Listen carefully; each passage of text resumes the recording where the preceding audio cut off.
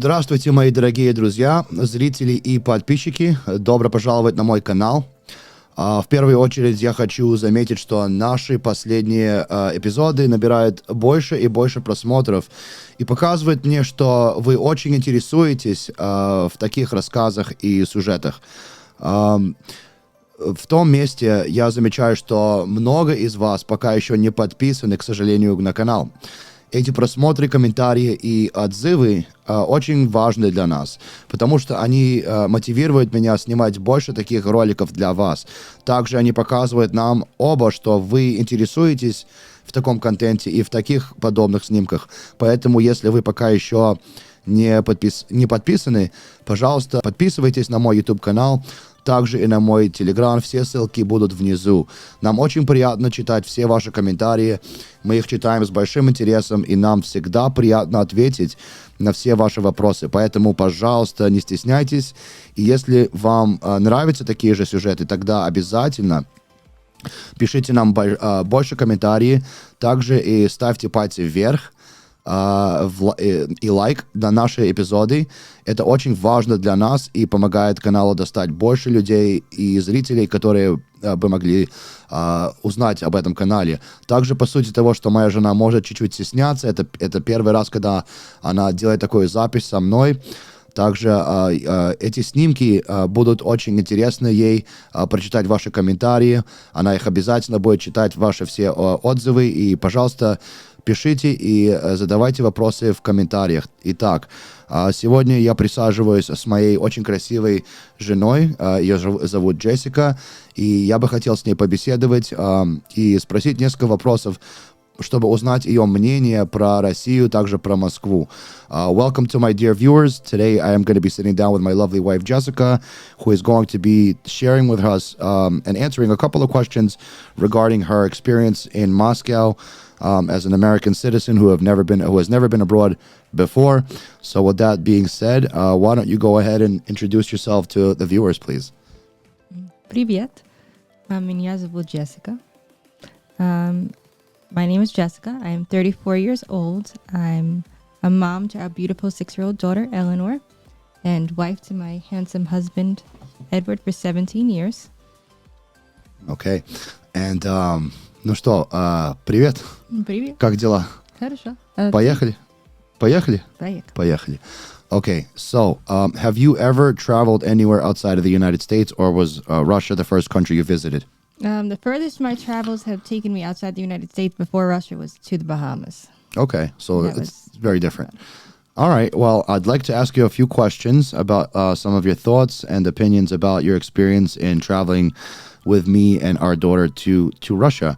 So did you have any general preconceptions or misconceptions about Moscow or Russia as a whole that were challenged or reinforced during your initial visit there?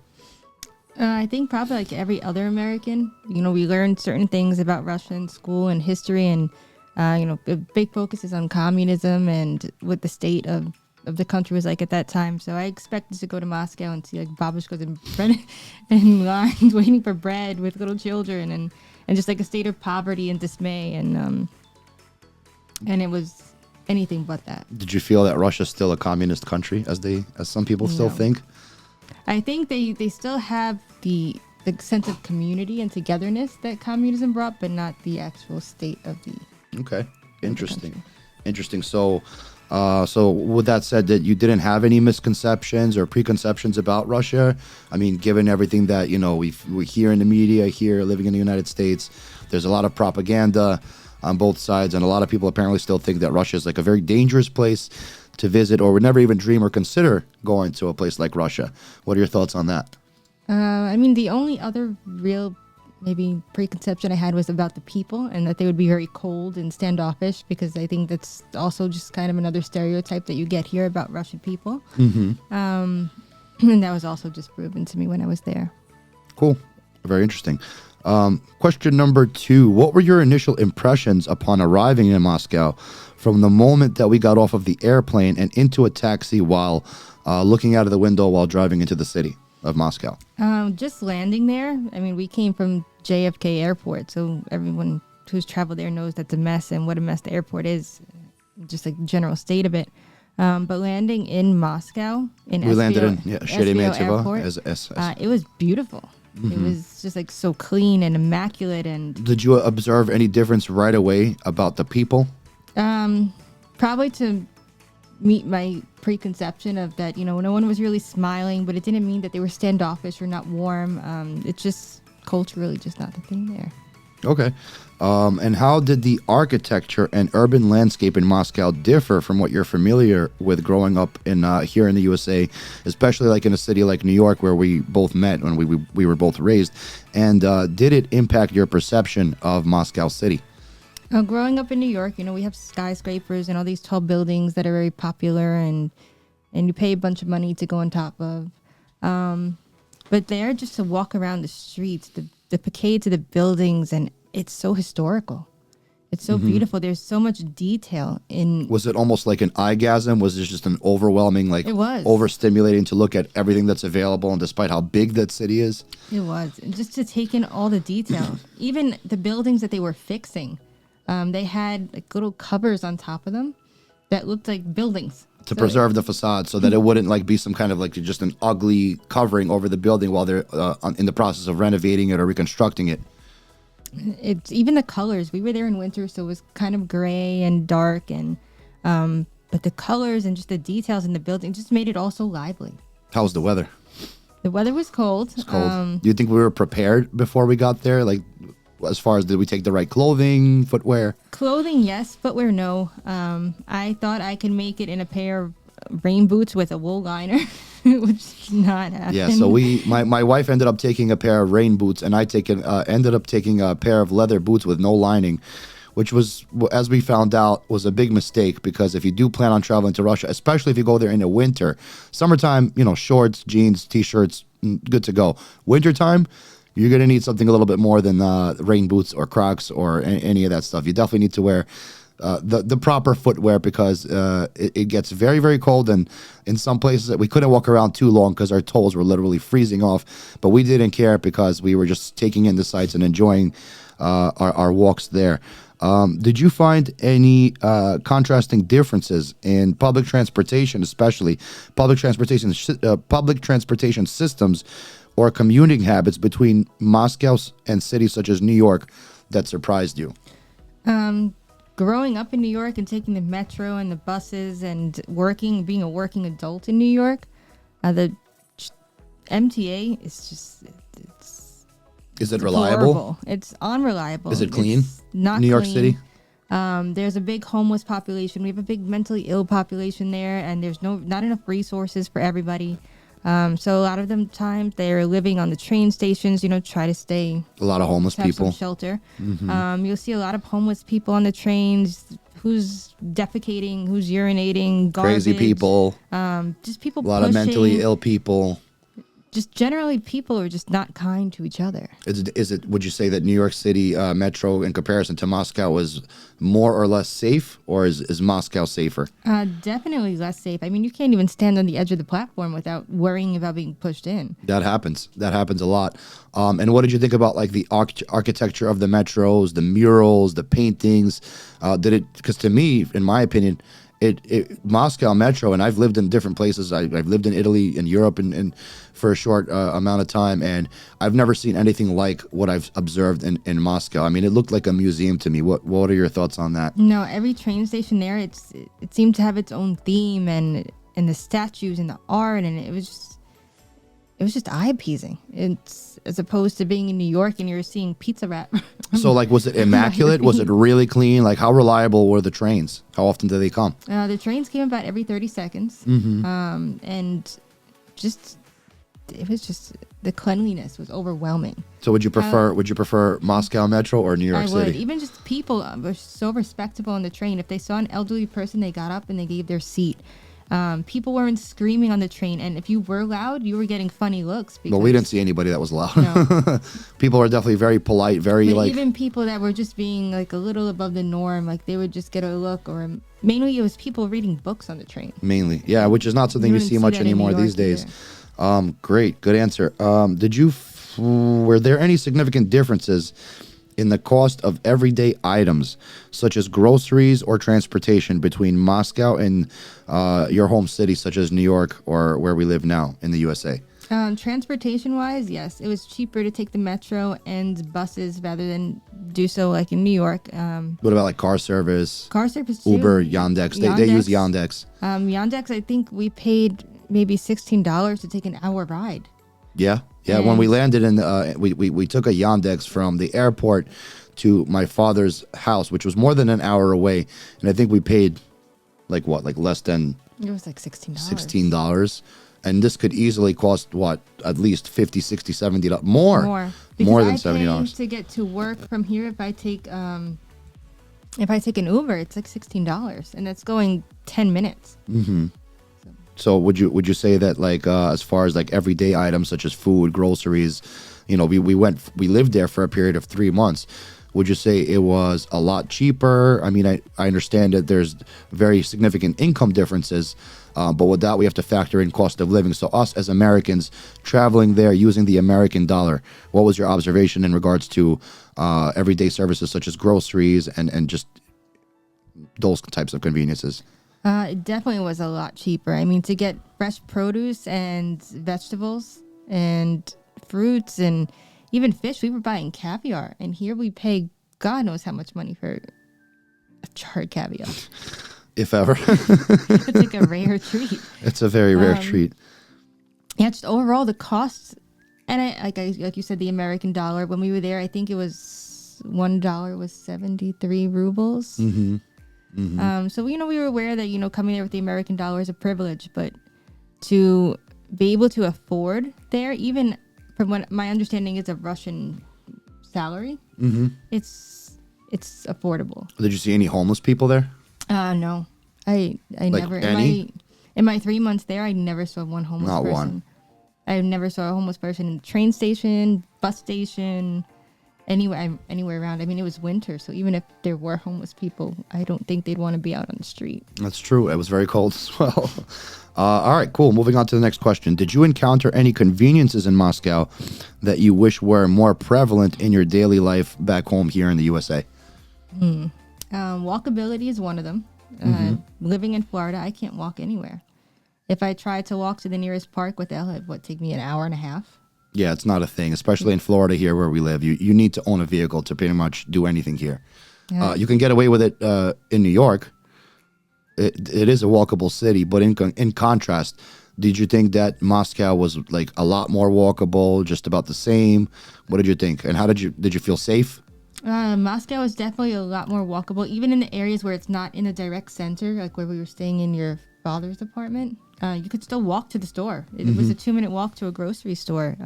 You had playgrounds at your disposal. You could just walk, and it's, for Moscow to be a city, you wouldn't expect it to be so green and beautiful. It's a very green city. They do a great job at integrating green meets city, as opposed to a place in New York where it's just kind of like a concrete jungle. Yeah, so there's a lot incorporated within the city. There's that as well, but it's in a different way. There's definitely Moscow City, which has like really big, tall, beautiful, amazing skyscrapers, just like New York, but on a very different level. Especially the Moscow River and all the boat tours. There's just so much things to do there. There's so much that's available. Did you feel like it's almost overwhelming? It didn't really feel overwhelming. Maybe it's because we were there for a purpose, and we didn't get to do all the exploring we wanted to do. It was cold. It was cold, and we weren't as prepared. Had we been prepared, as far as did we have the right footwear? Do you think we would have been able to explore a lot more? I think so. Okay, all right. And my next question would be: how did your experience with healthcare in Moscow differ from the healthcare system here in the United States, both in terms of accessibility and quality of service? Well, we were sick. We got really sick there. We got COVID when we were there. And I shouldn't say that word. Whoops. To be able to have a doctor come to the house and evaluate you for the price that it was. How much did it cost? It was like $40. To have a doctor, guys, come to your house. I mean, I've never heard of that happening here in the United States. I wasn't even aware that that's a thing. And if it is, I'm sure there are people who can afford it. It wouldn't cost $40. No, I looked up the pretty service, sure. and it was maybe like $400 or $500 for them to come to your house. And so they came and when they did come, what did they come with? Medicine, prescriptions ready? I mean, They came, like with basic standard doctor equipment that they need: stethoscope, stuff to check eyes, ears, nose, throat. At that time, swabs, and medication. Gotcha. And either the medication was what they carried on them, or they can, send you prescription to the pharmacy, just like here. Okay. And so my next follow-up question to that would be, how did the cost and affordability of healthcare in Moscow compare to your experience with the healthcare system here in the United States? Oh, to get sick here and not be properly insured, you lose everything. Even if you are insured in some cases, right? Co-pays, deductibles, premiums. It's very different. So what did you find that was unique or surprising or shocking even in terms of the healthcare and affordability of healthcare in Moscow? Because there's two different types, right? Yes. Touch on that. You have social healthcare through the government, which I'm sure is paid into with taxes, just like it is anywhere else. But, people hear social healthcare and they freak out. It's almost like this taboo thing of, oh, it's never going to work. And I mean, in some places, there's trouble with it, like Canada and certain parts of Europe. But my experience from what we saw was there was no issues. I mean, maybe if you're in a more rural area of the country and not so much access to healthcare, then it might become a problem. But being in Moscow and the biggest in the capital, in the center, I didn't see any issues. So if American is traveling there and has dollars, are they going to be all right in terms of healthcare or medicine or accessing any of that? If you're an American traveling on a visa, you're required to carry health insurance. So Very true. I had to have health insurance for me going there. You and Ella are citizens, so you didn't need it. Yeah. But as coverage, but even if so, cost probably would have been minimal if I needed to see a doctor. Okay. All right. So would you say that you prefer the healthcare system here or in Moscow or in Russia as a whole? I would say Moscow. They're not any less technologically disadvantaged. Very state-of-the-art facilities. They're very state. They even have English, very modern English hospitals. You can English go doctors. and speak to English doctors, and there's no lacking.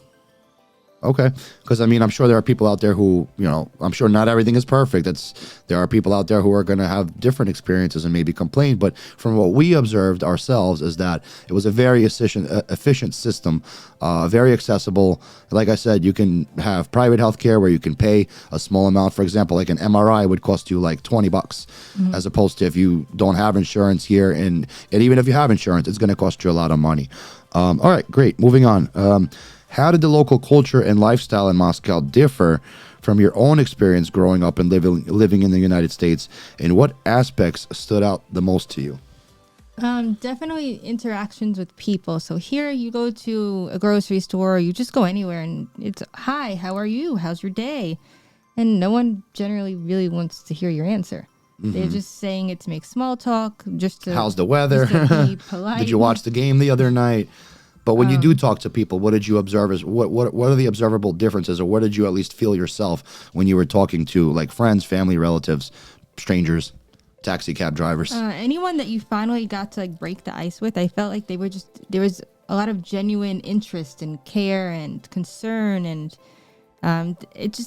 interaction was very natural.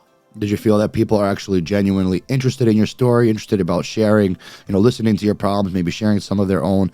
And did you feel like you guys were able to communicate and kind of talk and bond on a deeper level than as opposed to a more superficial one here in the United States, where it's all just kind of generalized small talk, hi, how are you, et cetera, et cetera, et cetera? I mean, yeah, I think that maybe because of the richness of the history and what the people had to have gone through over there. Yeah, Russia's been through a lot. Russians are used to hardships. They're used to handling problems, and they have no problem speaking about problems. Here in America, it's more so no one wants to talk about their problems. And not even that. There's a lot of this, social media. Well, there's a big difference. And I'm sorry to cut you off, but what I observed about friendships in Russia specifically, when somebody calls you a friend, can you describe what you learned for yourself? They will drop everything. They'll pick up the phone no matter what time of day, no matter what time of night. What you need, they'll be there for you. Yeah, and we do, and those friendships exist here in the United States. Even people who are not friends. Look at what happened when we were in the apartment and it flooded. neighbors just came. Do you need towels? Do you need If you guys buckets? seen Do my you last video, I was describing a story about how our first week in my father's apartment, it's this old type of building, our pipes upstairs had burst, and the water was essentially just coming in like a downpour into our apartment where we were staying in the middle of the night. And so, yes, our neighbors were all coming downstairs, helping us out, offering towels, offering to help, take out the water, buckets. And, you know, people were generally very helpful. So, yeah. As opposed to stark contrast here when our air conditioner went on fire. Our neighbors were What standing were there they doing? recording on their phones rather than we had a small child. Do you need help? Is everything Nobody okay? came No up one to us asked. here and asked if we were okay. That is very true. Okay, but maybe it was an isolated incident, right? Maybe it's not something that happens all the time, but we definitely felt a better sense of connection, I think, with the people culturally there than we've lived here our whole lives. All right, cool. Next question would be, what differences did you feel or observe about the food, specifically and the food quality between Moscow and the USA? The food quality in Moscow. Let's start by saying that they outlawed GMOs and preservatives, so food there tastes like food. Here, vegetables and fruits, they're kind of just tasteless. But the first time I bit into a tomato there, it was just so sweet. So I just want to kind of touch on something. So before we both, all three of us traveled to Moscow together, my dad was kind of messing with me, and he said, you know, son, you've never tasted an actual cucumber. You've never tasted a strawberry. You've never tasted a tomato. What'd you think about that statement? And I blew it off. I'm like, what are you talking about? This is just completely absurd. When you would tell me, or you would translate your conversation with them, and you would tell me that, and I'd be like, no way. Like, a tomato's a tomato. It tastes like a tomato. And so what'd you think when you got there and ate a tomato, a cucumber, or a strawberry? I was like, God, he's right. It's like, you ever seen that movie, The Matrix, where all the food that you ever ate, they tell Neo, like, the taste of it was programmed, so you just kind of didn't really think anything of it. But when we got there, it was just completely different. He was right. did he turn out to be right in that regard? Yeah, it tasted, the smell, the freshness, because the food there, I guess, so talk to the viewers, tell the viewers a little bit about, you know, like, I know that GMOs are like not a thing. They're like banned in Russia, from what I understand. So GMOs and like I think a lot of preservatives and stuff like that are banned, and it changes the health of the food, and just overall you could see it in the population. It's yeah. So like, at what aspect? I mean, touch on that a little bit more. You mentioned you could see it in the population. Overall, people are what, like, healthier? People are healthier, and I don't think that's just attributed to food. I think it's just also the walkability of the city. People are walking, people are moving.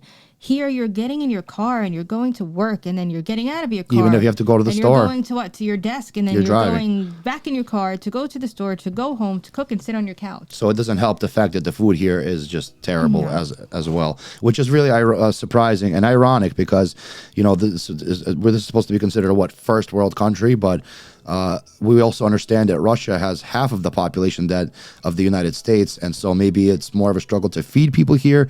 Now you got all these like lab-grown foods and meats, and everything is bioengineered. If you look at, you know, we go grocery shopping and we look at the ingredients now, which is not really something we've done when we were younger. Now, you know, when we go to buy a thing of bread, how hard is it for you to find something that's less than 5 ingredients in it? Oh yeah, and now they tell you on the labels may contain a bioengineered food ingredient. Yeah. So we won't touch it, you know, and you gotta pay a little bit more, unfortunately. And so, you know, when we went to the store and bought bread, for example, in Russia, what was it made of? How many ingredients? Like 3. Yeah. This is all very true. So the food was, in your opinion, delicious. Delicious. Yes, I agree. There were big markets everywhere, and was it affordable? It was very affordable. What do we pay like for a week's worth of groceries? Maybe $30 to $40 for a family of 3, and that included what? We were getting cold cuts, cheeses, caviar. What is that cheese that I like? Tvorog. Okay, it's kind of like Russian version of like goat cheese. What would it be called? Cottage cheese. Yeah, very healthy. A lot of probiotics. Eggs, milk, you name it. Bread. Yep. огурчики. Огурчики. See, she's not, она пока еще не русскоговорящая, но она пытается, старается. I'm proud of you, babe. Okay, so we'll get there. My next question to you would be, were there any notable differences in the overall feeling of safety and safety of infrastructure, such as public spaces or transportation between Moscow and cities in the USA? Did you feel that you were safe there? I felt safer in Moscow, Russia, than I do living here in the United States. How so? I mean, everywhere we went there was a big public space. The New Year's festival, or just going into a mall, there's metal detectors. You're getting your bag checked. There's a big police presence at events. Not to say that there isn't here, but it just seems more vigilant. So like we saw kids walking without their parents, like as little as 5-6 years old in the middle of the night, because it was close to the holidays. And so that was not an uncommon sight there. What'd you think about that? The first time I saw a little girl that looked like Ella's age, and she was walking by herself, I looked at you and I'm like, where the hell's her mother? And America used to be this way, right? I mean, 20, 30, 40 years ago? Yeah, even when we were younger, we were able to go outside our house and play. Or take yourself to school and walk home from school, right? No. Wouldn't that be like completely almost like illegal or like a problem here? You sending your 5-6-year-old kid to walk to school? Never mind that it's most people that aren't living in the city can't do that anyway without having a vehicle. But even if they could, I mean, with all the stuff that's going on in this country, with how paranoid and justifiably people are, I mean, wouldn't that be like considered almost like a no-go, like sending your kid to school at that age on their own? I mean, I read so many stories of parents who said, yeah, I let my 5 to 6-year-old child go outside and play by themselves, and the neighbors calling CPS because they felt like they were neglected. It's crazy. I mean, when I was that young, I would go in front of my house and play on my stoop, or go run up and down the block with my friends. And or like your parents would be able to go to the grocery store and be able to trust you to leave you unsupervised at a certain age. Yeah. At a certain age, but I think it's a little bit more common there. It's not as like people aren't as paranoid over there about this type of stuff, right? It's considered culturally normal, right? It teaches their kids to be a little bit more responsible as well. The children there, it's just they had a bigger sense of independence. So do you think that that's because like they don't have kidnappings there, or maybe it's just not as prevalent, or maybe not as thought about? There's not, because I don't know the crime statistics. I mean, we haven't lived there long enough. I'm sure there is. I'm sure it happens. But probably not to the degree that it does here. I mean, we're in Florida. We're in the sex trafficking. This is true. This is true. And everybody does have the right to bear arms. We are legal gun owners. We abide by the laws, but still, it's not a pleasant feeling where you do have to put on a firearm every time you leave your residence to even go to the grocery store, because you never know what somebody might try to do. So it's not like the best way to live, even though we're within our rights. We didn't. Did you feel like that was ever a necessity to carry like a gun over there? No. That's not really a thing, right? No. Even when I was doing my travel nursing, like the things that I've experienced traveling within our country. Okay. So you felt safe pretty much day and night? Day and night. Day and night. I mean, I felt comfortable walking around the streets there at 1 o'clock in the morning by myself. That's not something I would do here. So to follow up, how would you compare the overall sense of safety you experienced in Moscow to your experience living in the USA? Would you say that you would prefer the level of safety in Moscow, or would you prefer the level of safety here in America? I mean, I would definitely prefer the level of safety in Moscow. I would forego having my gun or having to take a weapon with me to feel safe, as opposed to just, naturally feeling safe in my environment. Okay, because like certain things, like certain school tragedies and events are not as prevalent to the degree that they are here. People aren't generally like, doing that type of stuff to each other on the street, right? They're not like stabbing each other and shooting each other. No. Okay. That's, it's unfortunate for us living here in the United States. It's something for us to think about. Okay. Leading up to my next question is, how did the local people contribute to your overall experience in Moscow? And did you have any memorable interactions with the locals? My most memorable interaction with locals is when we were in the office getting your documents handled.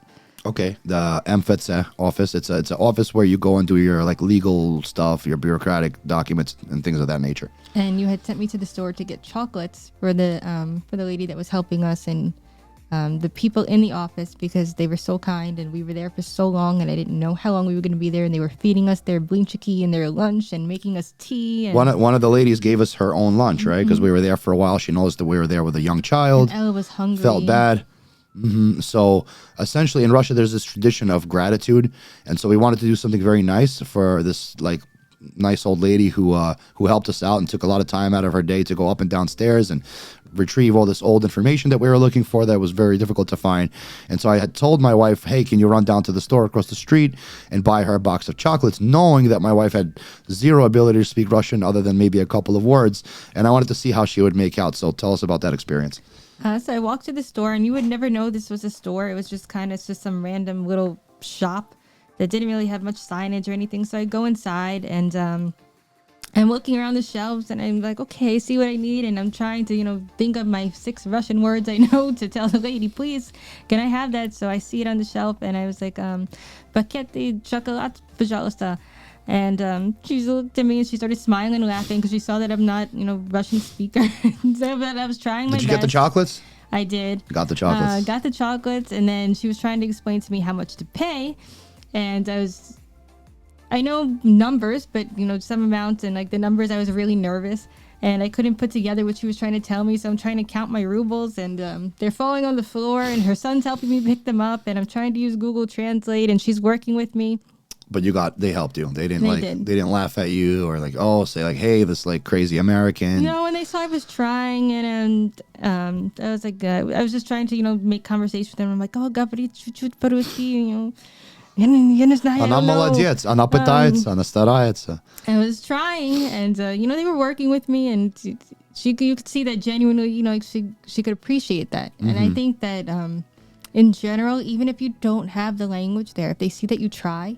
This is true. That it's very appreciated. They respect that, and they appreciate it. All right. Thank you, babe, for that wonderful answer. Okay, cool. So moving on. How did the local people contribute to your overall experience in Moscow? Did you have any remember? Okay, I think we did that one. Can you share a personal reflection on the pace of life in Moscow compared to your home city and how it affected your daily experiences? Moscow is a big city. It's the center and it's the capital. So yes, there's lots of life and there's lots of stuff happening. There's lots of events. But compared to New York, I don't feel like the pace of life is as much as a go, go, go. People are able to stop and realize the beauty in things. And so you touched on something interesting. What did you observe about their work-life balance? Like, I know that in America, we can easily generally say that people here live to work, right? Not work to live. There they work to live. There's a healthy balance. People don't stay cooped up in their homes. Touch on that a little bit. No, even in the dead of winter, there was elderly out. Even if it was icy and snowy, and they were there with their it looked like ski sticks, walking. Everyone was out. Children were out. It was dark and it was late, and it was. But there were lights everywhere. Streets were lit up. The lights, they were beautiful. Nothing like that here? I mean, you do. Here you have, in New York, you have Rockefeller Center. Yeah. But nothing. But this was like on steroids, right?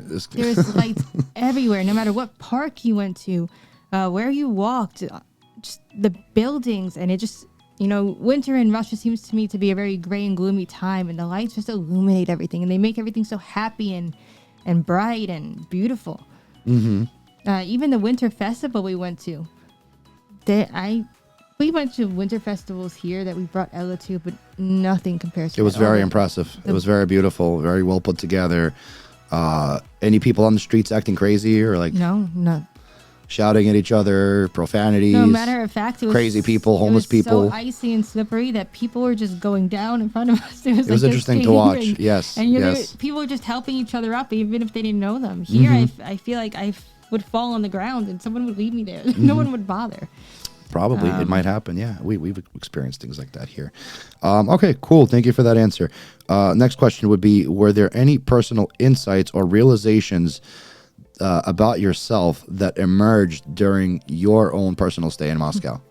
I think that even though culturally I'm American and raised Italian American, but I feel culturally I identify more with the Russian people. Mm-hmm. How so? I love the deep, meaningful connections they have. I love that it's no nonsense, no small talk. That if you're going to be real with someone, you're going to be real. They don't beat around the bush. They'll tell you how it is. They're very blunt. They tell you how it is. They're not afraid of hurting your feelings. It's so much more admirable and respectable. So like there wasn't a whole ton of small talk, right? There was just a No. lot of like if you ever come or if you call somebody a friend, right? They're like a friend, and you're able to share with them, and you're able to open up to people. Whereas here, Here, to an extent, it's like, I mean, I can only speak for myself and my experiences, but trying to make friends with other moms at Ella's, school, and it's very superficial. It's, a lot of fakery, phoniness, a lot of unfortunate, kind of like our grass here. A lot of people focus on everything is well manicured, very and looks manicured nice, lawns and all but that stuff. But sometimes you all could that glitters isn't gold. paint a pig, it's still a pig, right? All right. Well, thank you for that answer. Now, looking back, what advice would you give to someone that's planning their first visit to Moscow based on your own experience? I would say, watch some videos about the culture. Don't go there expecting everybody to be warm and welcoming to you. It's not how it is. And don't take that as something negative. Just delve in, try your best. If you don't know the language, just buy a handbook. Should Americans be like worried or scared, especially with everything going on in the world now, politically and all that stuff? Should anybody be like worried with all the propaganda that's out there, all the fear mongering that's going on right now, especially in the media? Should people be afraid to go ahead and apply for that visa and make their very first trip if they've been thinking about it or considering it? Would you tell them that like it's worth it, or would you tell them to tread with caution? Oh no, I would tell them it's worth it. Go for it. People are living their everyday life there, just like here. So we're involved in the U.S. is involved in everything. I don't think that stops anyone from trying to come to the United States. So I don't feel that should hinder someone wanting to travel to Russia. It's a beautiful country with beautiful people, and you shouldn't let that stop you. Just be prepared, because things have changed, and there's certain things that work and don't work there, and you have to be knowledgeable about that. They still have Coca-Cola, right? Like the sanctions didn't affect that much. No, you could pay and you could get some probably more original Coca-Cola, or you can get dope. Tasted Cola. better, right? Yeah. And I think they replaced McDonald's as well, right? They did Вкусная точка. Tasty and So yeah, they just kind of took McDonald's, scrapped the name, and they made it their even own. Starbucks, it's Stars Coffee. So okay, interesting. So people should just go for it, right? They should. Is the visa process like difficult, or is it like relatively easy to obtain a visa to go to Russia? I paid a service to do my visa. I just didn't want to handle the paperwork, and Russians are very critical with their paperwork. And if you miss Dot the I's, cross the T's, or something that's start over properly, you have to start over. Absolutely. So, being that I'm not a native speaker, I don't write the language. I just figured I would pay, and that would be my ease. Were there a lot of English speakers? Like, were there generally a lot of people that spoke English there, or even tried to speak English? Some people tried. And I found that they're very interested. Like, people in Russia are very interested to speak with people who speak English, because they want to practice English themselves. This is true.